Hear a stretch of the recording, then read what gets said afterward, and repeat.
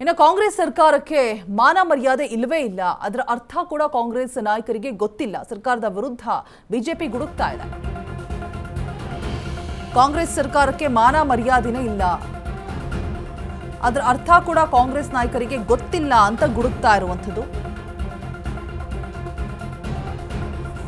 ಸರ್ಕಾರದ ವಿರುದ್ಧ ಬಿಜೆಪಿ ರಾಜ್ಯಾಧ್ಯಕ್ಷ ವಿಜಯೇಂದ್ರ ಕಿಡಿಕಾರ್ತಾ ಇದ್ದಾರೆ.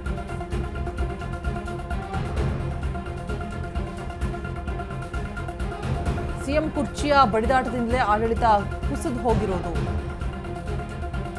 ನಾಯಕರ ಬಡಿದಾಟದಲ್ಲಿ ಜನ ಸಮಸ್ಯೆ ಅನುಭವಿಸ್ತಾ ಇದ್ದಾರೆ.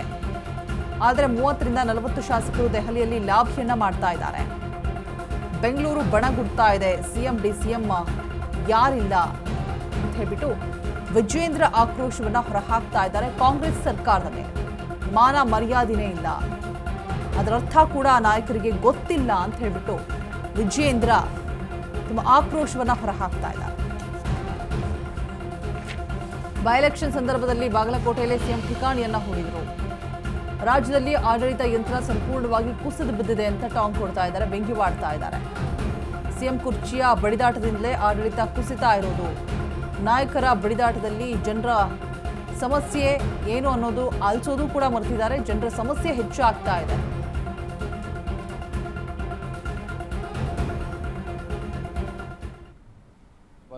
ಈ ಕಾಂಗ್ರೆಸ್ ಸರ್ಕಾರಕ್ಕೆ ಮಾನ ಮರ್ಯಾದೆ ಅದರ ಅರ್ಥನೂ ಗೊತ್ತಿಲ್ಲ, ಅದು ಇಲ್ಲೂ ಇಲ್ಲ. ಇವರಿಗೆ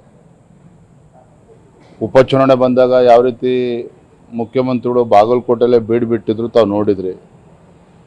ಆಡಳಿತ ಯಂತ್ರ ಸಂಪೂರ್ಣ ಕುಸಿಬಿದ್ದಿರುವಂಥ ಈ ಸಂದರ್ಭದಲ್ಲಿ